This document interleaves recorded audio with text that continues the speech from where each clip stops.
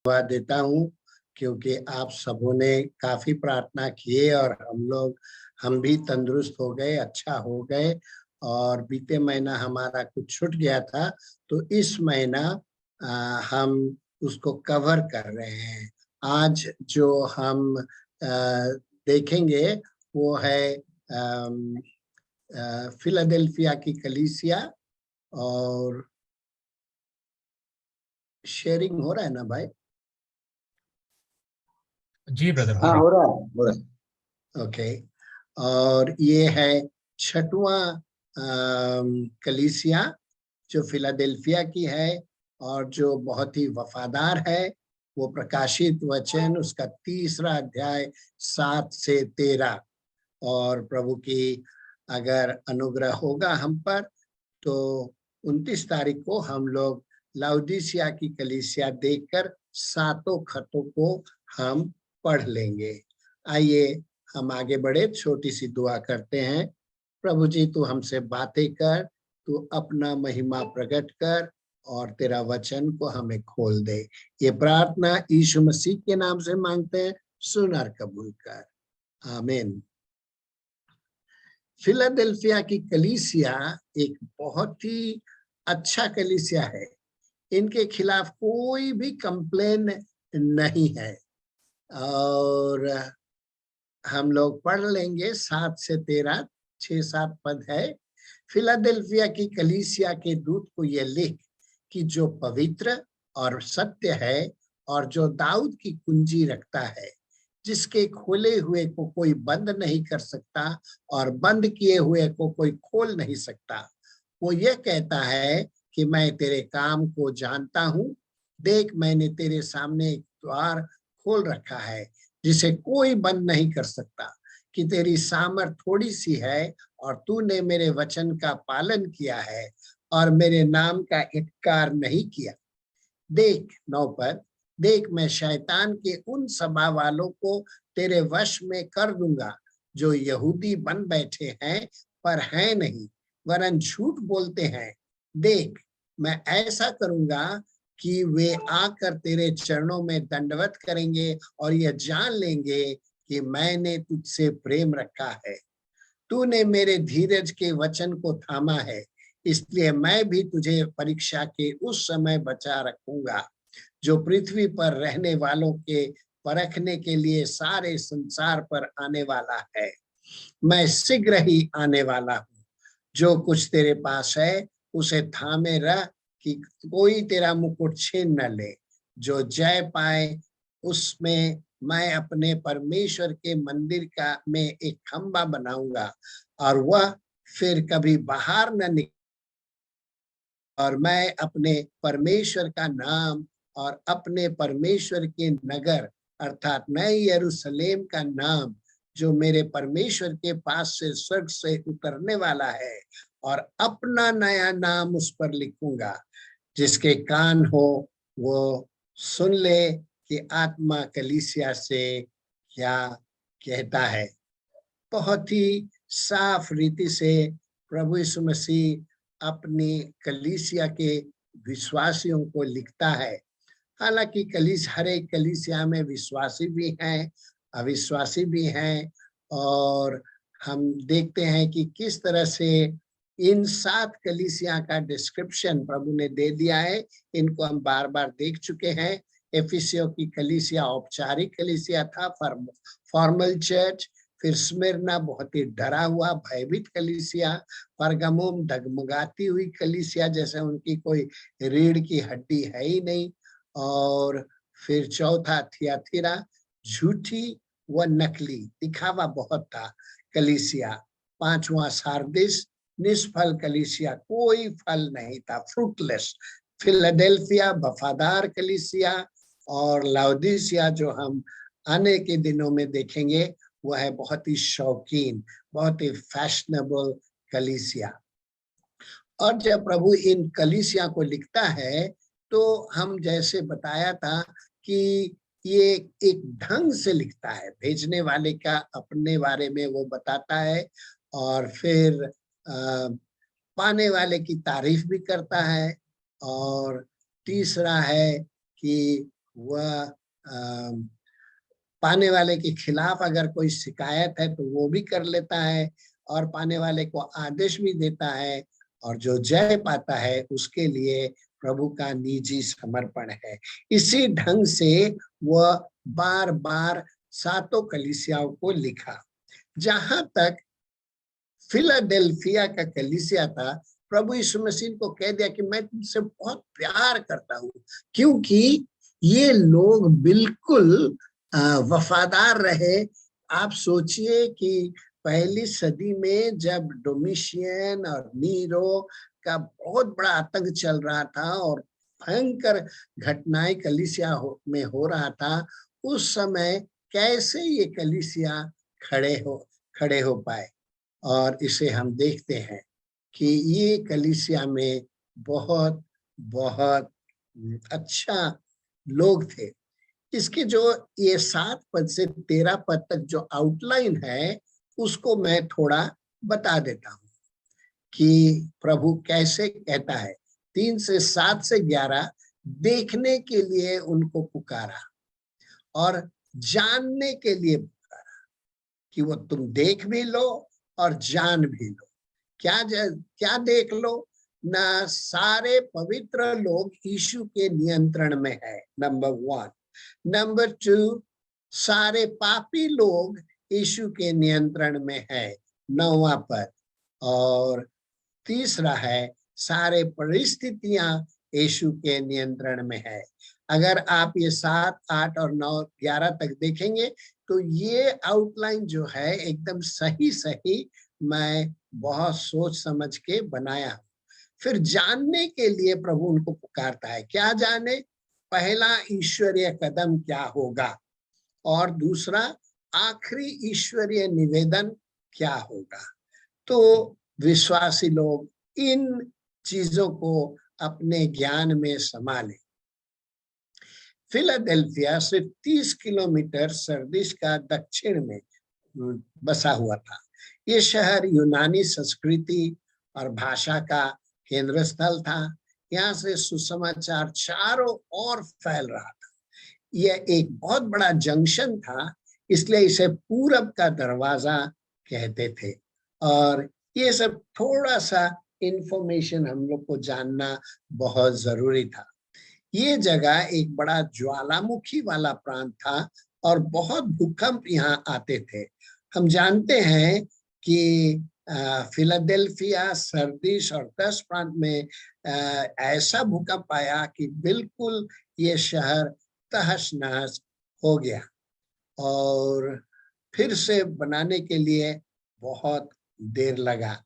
रोमी सम्राट टिबेरियस इस शहर को भी फिर से बनाया था, क्योंकि यहाँ की मिट्टी अंगूर फसल के लिए प्रसिद्ध था, जहाँ बहुत बढ़िया वाइन, दारू बनता था। इस शहर का वर्तमान नाम अतशीर है, जो तुर्की में बसा हुआ है।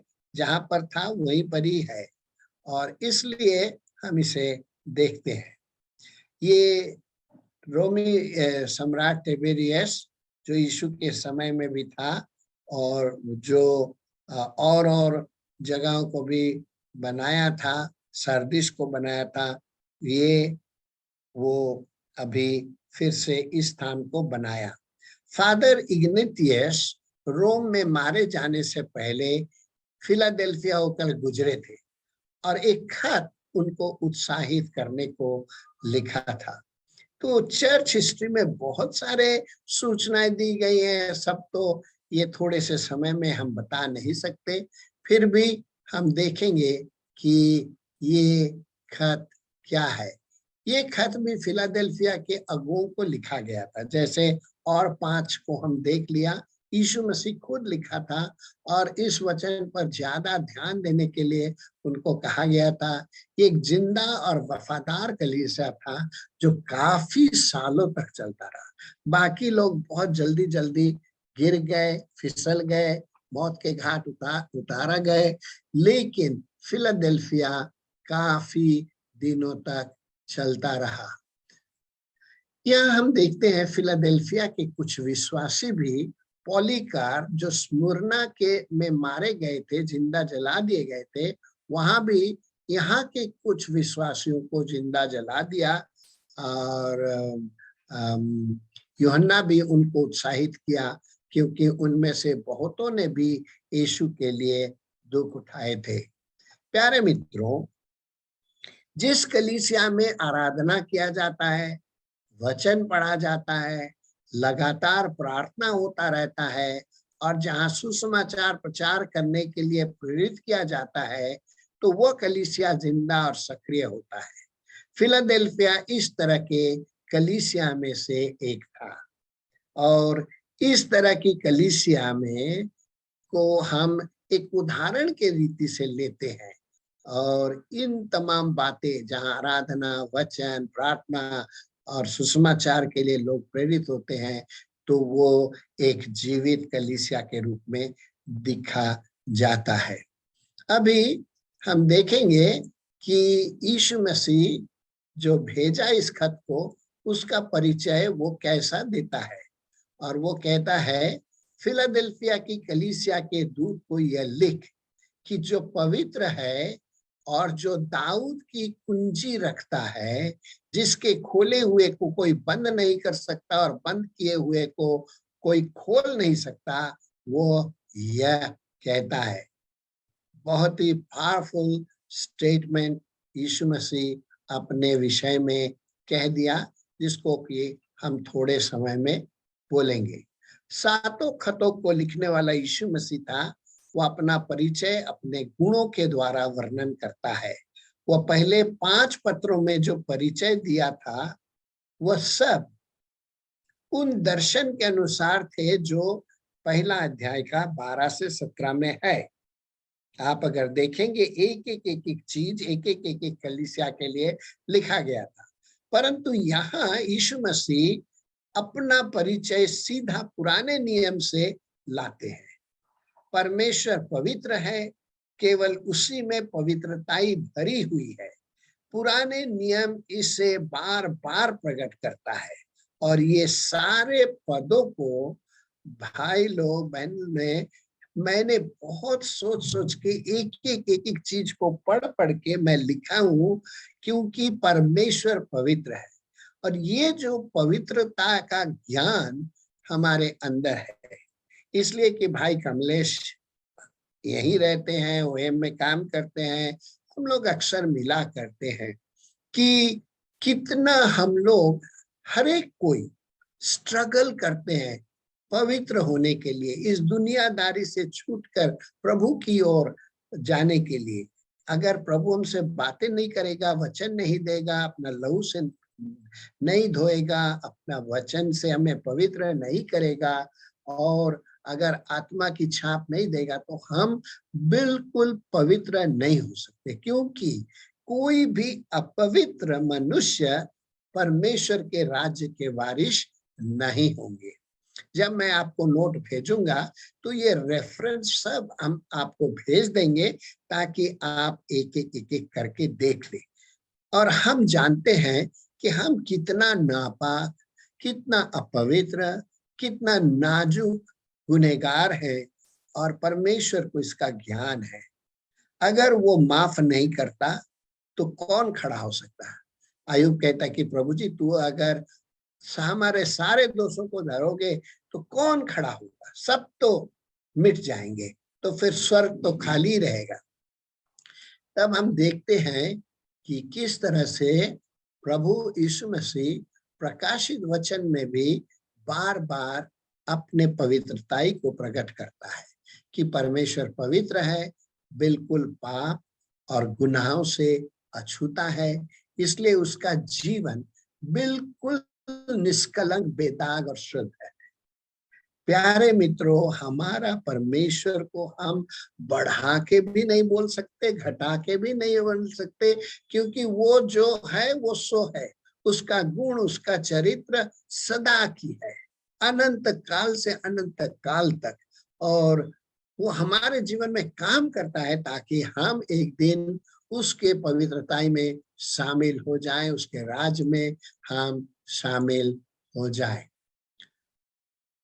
जब स्वर्गदूत मरियम से मिलने आया और यीशु मसीह का जन्म का संदेश दिया, तो उसे कहता है कि परमेश्वर पवित्र है। लूका 1:35। केवल स्वर्गदूत एक समर्पित महिला से नहीं कहता, परंतु हम देखते हैं एक दुष्ट आत्मा जो कब्र के पास रहता था और कोई उसको बांध नहीं सकता था, पकड़ नहीं सकता था, वह दुष्ट आत्मा जब यीशु को देखता है, वो कहता है तू यहाँ क्यों आया हमको तकलीफ कर देने के लिए, क्योंकि तू तो पवित्र है, तेरे साथ तो मेरा कोई साझा नहीं है। तो दुष्ट आत्मा भी प्रभु यीशु मसीह का आइडेंटिटी को पूरी रीति से जान सकते हैं। जब पतरस यीशु का सामना किया और बहुत सारा मछली पकड़ा, तो कहता है प्रभु जी तू चला जा, you are a holy god, तू पूरी रीति से पवित्र है, मैं तो अपवित्र मनुष्य हूँ और मैं तेरे सामने खड़ा भी नहीं रह सकता। तो बड़ा दृढ़ रीति से कहता है कि यीशु तू पवित्र है। तो इन पदों से हम जान सकते हैं कि परमेश्वर का पुत्र का ये जो पवित्रताई का गुण है और वो हमारे जीवन में काम करता है। नया नियम में ये पवित्र संज्ञा मसीह यीशु का मसीहापन का नाम है। He is a holy God, पवित्र पवित्र। हम बहुत खुश थे कि कमलेश ने उस प्रार्थना में वैसे ही शुरू किया कि पवित्र पवित्र पवित्र। और हम देखते हैं यीशु केवल पवित्र नहीं है परंतु सत्य भी है, उनमें कुछ भी एक तिनका भी झूठ नहीं है, इन्फ्रेंस नहीं है।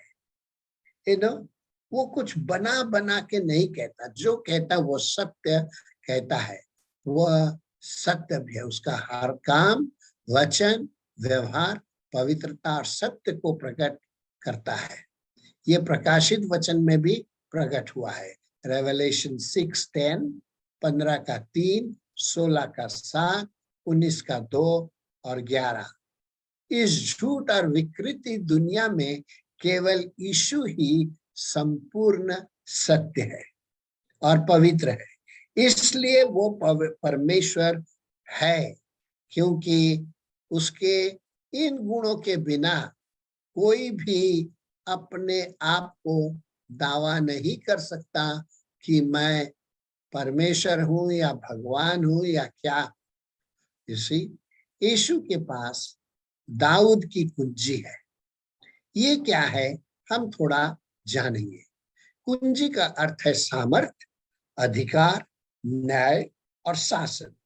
दाऊद का कुंजी का अर्थ है कि यीशु मसीह का वो अधिकार है जो वो तय करता है कि कौन उसके राज्य में प्रवेश करेगा, कौन स्वर्ग जाएगा, कौन नरक जाएगा, ये उसका न्याय के अधीन है। यूहन्ना 10:7-10 और प्रकाशित वचन 1:18 यह प्रकट करता है कि मृत्यु और नरक पर भी यीशु का एकमात्र अधिकार है कि कौन उद्धार और आशीष पाएगा। उसके पास रास्ता बंद और खोलने का अधिकार है। तो चाहे हम कुछ भी चाहे, हम कुछ नहीं कर सकते जब तक हम अपनी इच्छा को प्रभु के इच्छा के अंतर्गत नहीं कर देते हैं। यहाँ पर हम थोड़ा सा इतिहास से देखेंगे कि ये कॉन्सेप्ट कहाँ से आया, ये संकल्पना कहाँ से आया। ये संकल्पना यशायाह नबी के 22:15-24 में पहले प्रकट हुआ। इस्राएल के राजा के प्रबंधक या भंडारी इलियाकीम के बारे में यह यशायाह नबी राजा हिजकिय्याह को कहा था। ये नबूवत खास करके वो भंडारी जिसका नाम सेबना था, जो एक गलत राजकीय नेता था, रॉन्ग लीडर, उसके बारे में कहा गया था। परमेश्वर उसे बॉल की तरह फेंक देगा और उसके स्थान पर इलियाकीम को नियुक्त करेगा बोल के परमेश्वर ने बता दिया था। हिजकिय्याह जाकर केवल राजा को नहीं कहा, लेकिन सारे इस्राएल के प्रजा को भी बोल दिया और सेवना का भी सामना किया, ताकि वह जान जाए कि उसका अंत क्या होगा। बहुत ही स्वार्थी आदमी था ये। बहुत बड़ा बड़ा रथ, वो टाइम में तो रॉयल रॉयस कार नहीं थे, वो बहुत ही एक्सपेंसिव रथ बनाता था और उसी में घमंड करता था और पहाड़ की चोटी पर घर बनाता था और अपने लिए कब्र भी खोला था। यू नो लोग क्या क्या करते हैं। मैं आज दोपहर में सोच रहा था कि क्वीन एलिजाबेथ बहुत एक अच्छी महिला थी, धार्मिक महिला थी, गुजर गई। उसका धन का तो बेशुमार धन था, लेकिन कहाँ लेके गई, कौन लेके जाएगा? क्यों लोग इसके पीछे पड़ते हैं? हालांकि वो रानी थी, 70 साल उन्होंने राज किया, तो परमेश्वर उनको बहुत आशीष दिया। लेकिन ये सेवना इज ए रॉन्ग लीडर, और ये घटना यशायाह नबी के 22वां अध्याय में हम पाते हैं। और इसे मैं थोड़ा सा लिख दिया हूं, हम पढ़े या ना पढ़े, लेकिन ये आपके नोट में होना चाहिए ताकि ये आप जान जाए। सेनाओं का प्रभु यहोवा यो कहता है, सेवना नाम उस भंडारी के पास रोज जो राजघराने में काम पर नियुक्त है, जाकर कह कि यहाँ तू क्या करता है और यहाँ तेरा कौन है कि तूने अपनी कब्र यहाँ खुदवाई है। तो अपने कब्र ऊंचे स्थान में खुदवाता और अपने रहने का स्थान चट्टानों में खुदवाता है। देख, यहोवा तुझको बड़ी शक्ति से पकड़कर बहुत दूर फेंक देगा। वह तुझे मरोड़कर गेंद की नाई लंबे चौड़े देश में फेंक देगा, और फेंक दिया भी, अशीरिया में। हे अपने स्वामी के घराने को लज्जित करने वाले, वहां तू मरेगा और तेरे वैभव के रथ वहीं रह जाएंगे। मैंने तुझको तेरे स्थान पर से ढकेल दूंगा और तू अपने पद से उतार दिया जाएगा।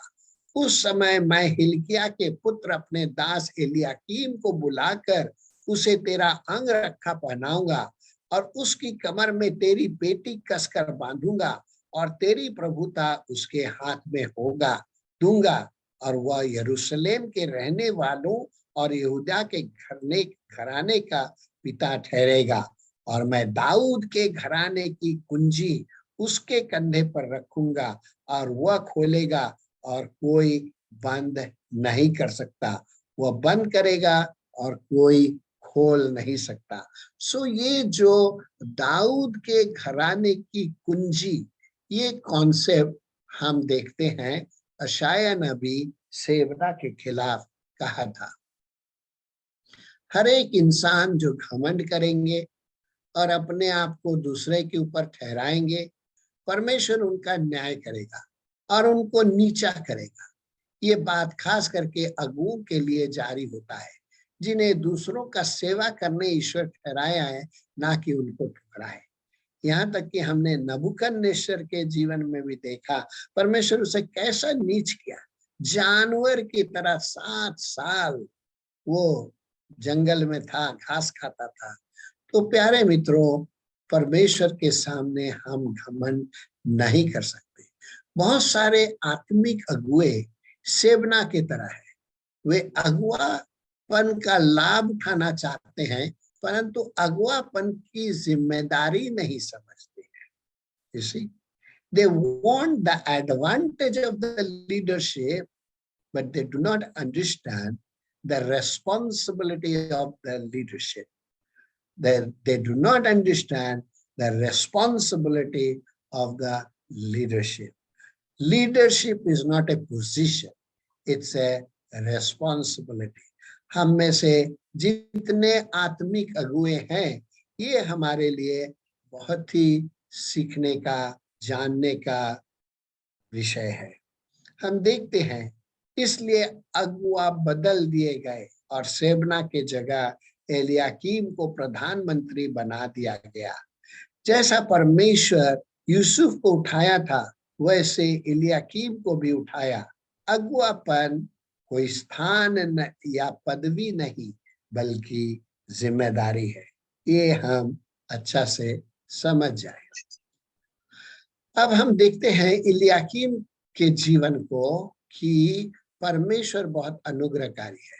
उसने इलियाकीम को उठाया, जिम्मेदारी दी, राजा हिजकिया उनको राज अधिकार दिया, क्योंकि इलियाकीम यरूशलेम के रहने वालों और यहूदा के घराने का पिता के समान ठहरेगा।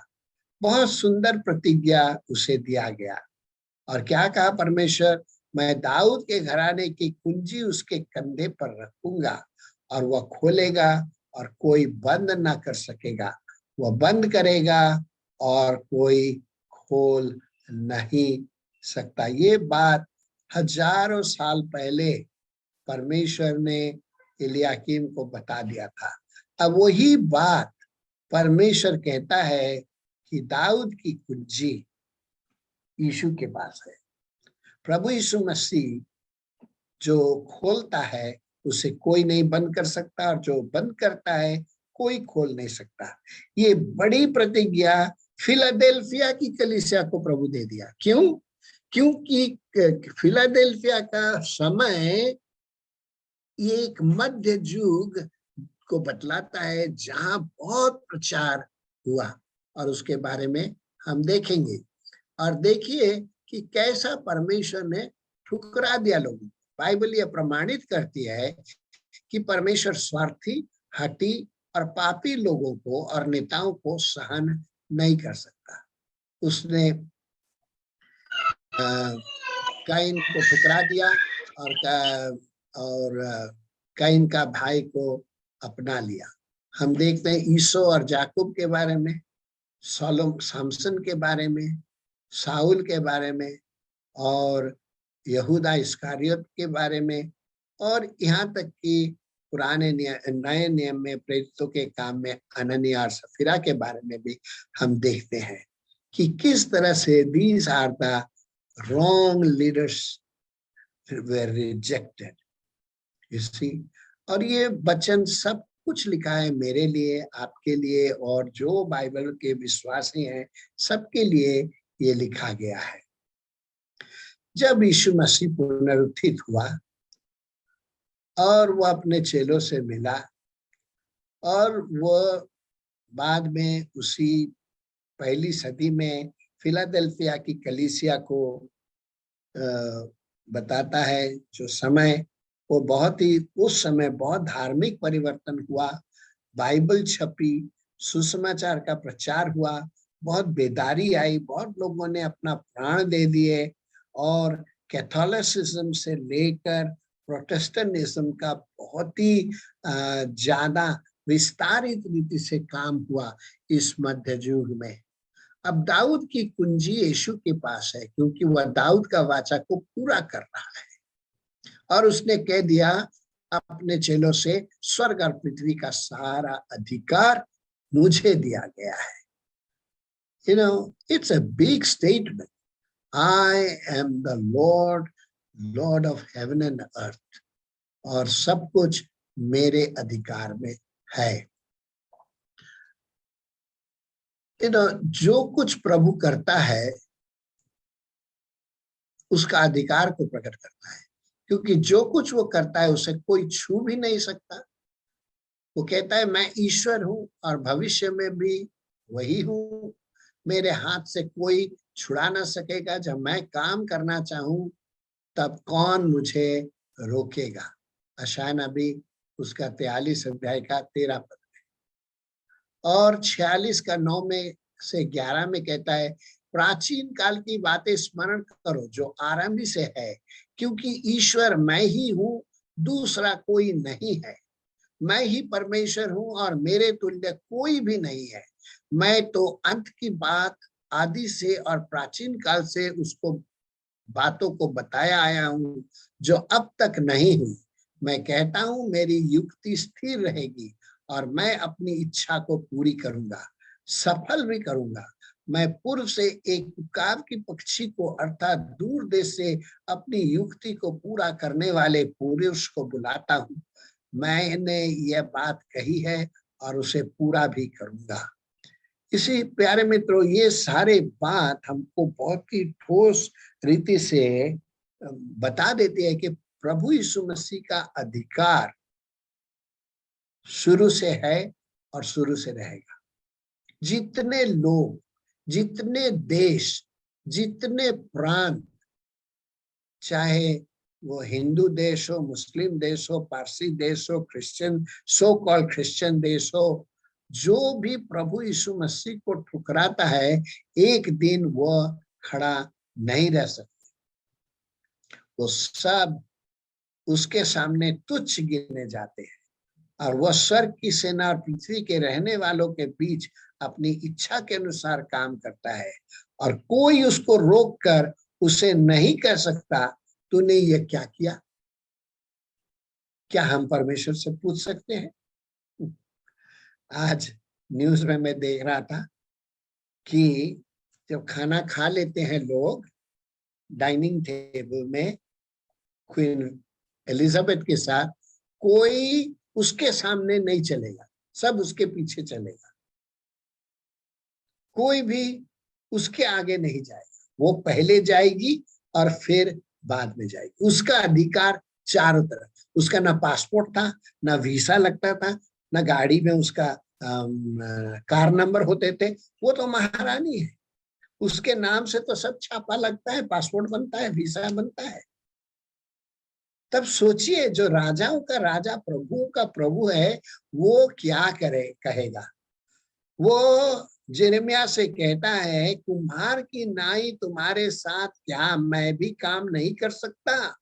देख, जैसा मिट्टी कुम्हार के हाथ में रहती है, वैसा ही हे इस्राएल के घराने, तुम भी मेरे हाथ में हो, क्योंकि वह सर्वशक्तिमान परमेश्वर है। हाँ, मैं इसको हजम आज तक पूरी रीति से कर नहीं सकता। जितना मैं बाइबल पढ़ता हूं, उतना प्रभु अपने आप को प्रकट करता है। और तब हम नेक्स्ट पॉइंट को देखते हैं। वह हर एक कलीसिया को व्यक्तिगत रीति से जानता है। You know, he has a very intimate knowledge. इफिसियों की कलीसिया को कहा 2 में, मैं तुमको जानता हूं, मैं तुम्हें जानता हूं। फिर स्मिरना को कहा 2:9 में, मैं तुम्हें जानता हूं। परगमुम को कहा 2:13 में, मैं जानता हूं। थियातीर को कहा मैं जानता हूं। सारदीस को कहा मैं जानता हूं। फिलाडेल्फिया को भी कहता है मैं जानता हूं। और लाउदीसिया को भी कहेगा मैं जानता हूं। What an intimate way God knows us. यीशु मसीह सर्वज्ञ है और उसे सब कुछ का ज्ञान है। उसके पास सारे संसार का सूचना है, क्योंकि वह अल्फा और ओमेगा है ना। वह उस लेटर को शुरू से आखिरी तक जानता है। बिना लेटर के आप कोई शब्द नहीं बना सकते, बिना शब्द के आप कोई सेंटेंस नहीं बना सकते। जब यीशु मसीह कहता है कि मैं सर्वज्ञ हूं, मैं अल्फा और ओमेगा हूं, तो मैं सब कुछ को जानता हूं। सारी सूचनाएं, सारे ज्ञान, सारी बुद्धि मेरे अंदर है। मैं ज्ञान का भंडार हूं, मैं परमेश्वर के ज्ञान का भंडार हूं। इसलिए जब परमेश्वर बात करता था, यीशु मसीह समझ जाता था, और जब यीशु मसीह बोलता था, परमेश्वर समझ जाता था, लेकिन लोग नहीं समझ पाते थे। ये हमको और अधिक इस मामले में जानना होगा। अब सवाल उठता है, कैसे और कितना हमें, मुझे व्यक्तिगत रीति से और हमारी कलीसिया को प्रभु जानता है ना। जब इन कलीसियाओं को प्रभु कहता है मैं जानता हूं, मैं जानता हूं, मैं जानता हूं, व्हाट अबाउट टुडे? आज हमारी कलीसिया, चाहे वो सिंगापुर में हो, इंडिया में हो, नेपाल में हो, दुनिया के किसी छोर में क्यों ना हो, क्या प्रभु को हमारे बारे में सब कुछ मालूम है कि हम कहाँ खड़े हैं? फिलाडेल्फिया की कलीसिया के बारे में प्रभु का 5 ज्ञान। प्रभु क्या कहता है? मैं तेरे काम को जानता हूँ। 8वां पद, मैंने तेरे सामने एक दरवाजा खोल दिया है कि तेरी सामर्थ थोड़ी सी है कि तूने मेरे वचन का पालन किया है और मेरे नाम का इनकार नहीं किया। What a intimate knowledge. प्रभु आज हमसे कहता है तुम्हारा एक काला बाल भी सफेद नहीं होता बिना मेरे इच्छा से। कितना अनुभव से परमेश्वर हमको जानता है। प्यारे मित्रों, इसलिए सवाल उठता, what about us and our church? हम कहाँ हैं? हम किस तरह के, क्या हम फिलाडेल्फिया के जैसा वफादार कलीसिया है, या डर के मारे हैं, या डगमगाती हुई है, या तो निष्फल कलीसिया है? हम कौन है? ओ परमेश्वर हम पर बहुत ही अनुग्रह करे। ये एक कलीसिया है जिनको कोई दंड की बातें पर प्रभु ने नहीं बताया। अभी 5 बातें तो उनके विषय में अब जान गए, अब 5 भरोसा भी उनको दे देता है। क्या है? 10वां पद में प्रभु उनको प्रमाणित और पुष्टि करता है। प्रभु उनको मुक्ति के बारे में कहता है। 10वां पद, प्रभु उनको प्रोत्साहन और आश्वासन देता है। प्रभु उनको संरक्षण देता है। 12 पद, और आखिरी में प्रभु उनको उपदेश देता है। और वही 12 पद में आप देखेंगे कि मैंने अपने परमेश्वर के मंदिर में एक खंबा बनाऊंगा और वह फिर कभी बाहर ना निकलेगा, उसे सुरक्षा मिलेगी, परमेश्वर का नाम उसे मिलेगा, परमेश्वर के नगर नए यरूशलेम का नाम उसे दिया जाएगा और अपना नया नाम उस पर मैं लिखूंगा। लेकिन ये जो 5 भरोसा प्रभु दिया, ये मैंने रात बीत जाएंगे एक एक पर विचार करने। और मैं रिक्वेस्ट करूंगा, अर्ज करूंगा मेरे सारे भाइयों से, जब आप बाइबल पढ़ते हैं तो जरूर अपना कलम और अपना एक चौपड़ी रखिए और एक एक पद को उसमें क्या है उसको देखिए, पढ़िए, गौर कीजिए, उस पर विश्लेषण कीजिए और परमेश्वर के वचन का मिठास बिल्कुल आपके सामने आ जाएगा। हम परमेश्वर का वचन जो बाइबल है उसको हम सुपर फास्ट ट्रेन के जैसा नहीं पढ़ सकते। अब इन 5 पॉइंट को मैं थोड़े से मैं बता देता हूं क्योंकि समय बहुत जल्दी जल्दी चला जाता है। और यहाँ हम देखते हैं कि इस कलीसिया को प्रभु कभी नहीं डांटा, उनको बहुत सारे प्रतिज्ञा दे दी और क्या कहा कि उनको प्रमाणित और उनका पुष्टि करता है 9वां पद में। हाँ, तुम्हारे यहूदी विरोधी, जो यहूदी नहीं है लेकिन अपने को यहूदी कहते हैं, तुम्हारे सामने नम्र हो जाएंगे और ये मान लेंगे कि ये लोग वास्तव में प्रभु के लोग हैं। ये यहूदी लोगों ने प्रभु को इनकार किया, विरोध भी किया और सूली पे चढ़ाया क्योंकि वे शैतान के संतान थे। यूहन्ना 8:31 से लेकर 59 तक प्रभु ने कहा कि अगर तुम परमेश्वर के संतान होते तो तुम मेरे बात को मानते, but you are the children of the devil. बट मैं अपने लोगों को जानता हूं। एक दिन हर एक गैर जाति सच्चे मसीहों के प्रभु के साथ प्रभु को देखेंगे और जानेंगे कि परमेश्वर के लोग कौन हैं। आज वे कलीसिया को, प्रभु को और मसीहों के विरुद्ध काम करते हैं, उन्हें सताते, बाइबल को ठुकरा देते हैं। वे नहीं जानते कि वे अपना भविष्य को ठुकरा देते हैं। आज भारत में, इन पाकिस्तान में, बांग्लादेश में और जगह कितना सतावा चल रहा है। एक दिन धनी आदमी भी वैसा नरक से प्रभु को और उसके लोगों को देखेंगे ये लोग और छाती पीटेंगे, तब तो बहुत देर हो जाएगी। लेकिन फिलाडेल्फिया का कलीसिया को प्रभु ये बहुत ही प्रमाण देता है और उनकी पुष्टि करता है।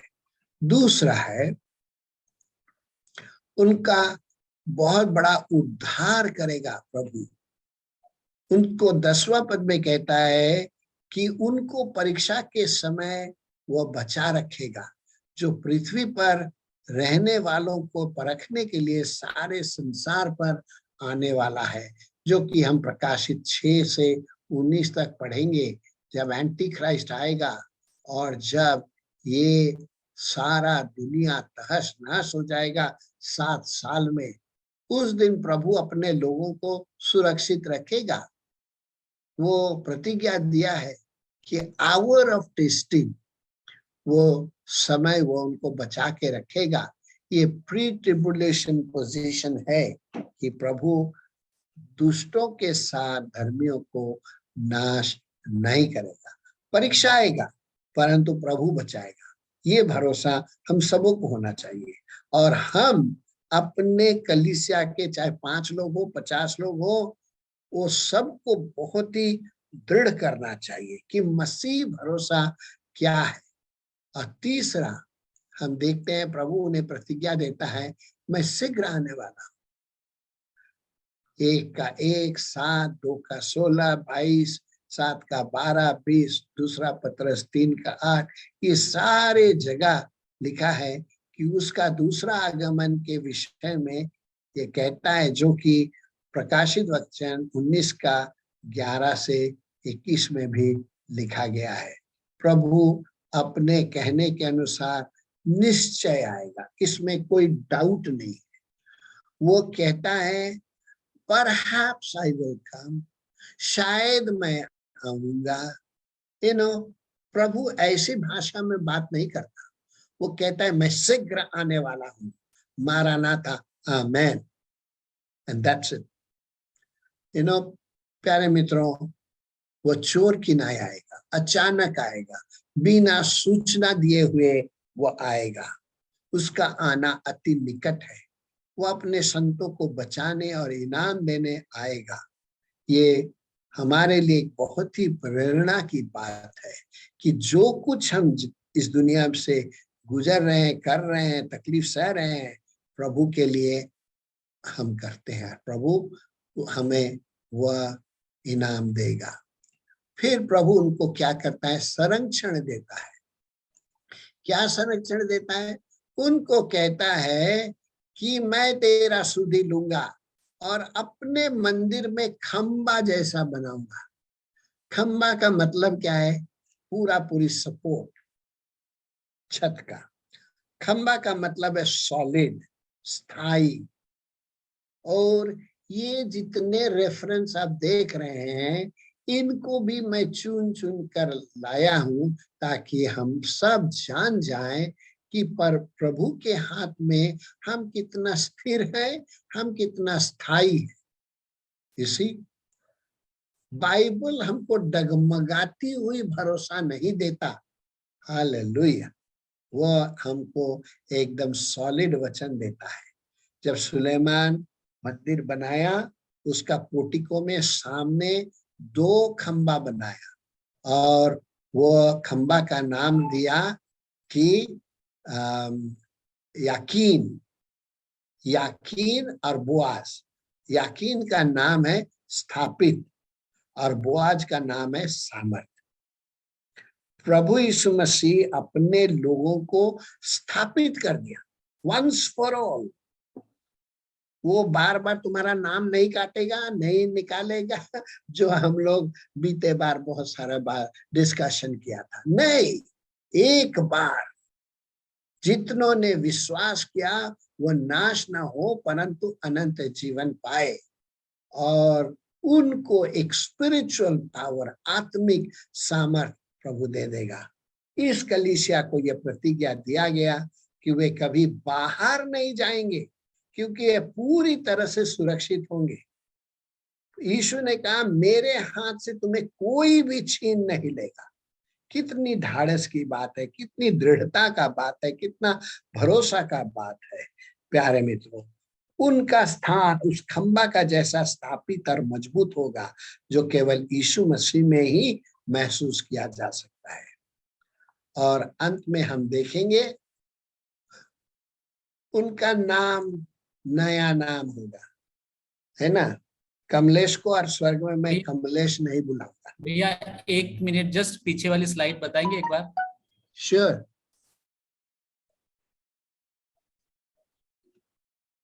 कौन बोल रहे हैं भाई? जी मैं मणिलाल बोल रहा था जी। भैया कंटिन्यू।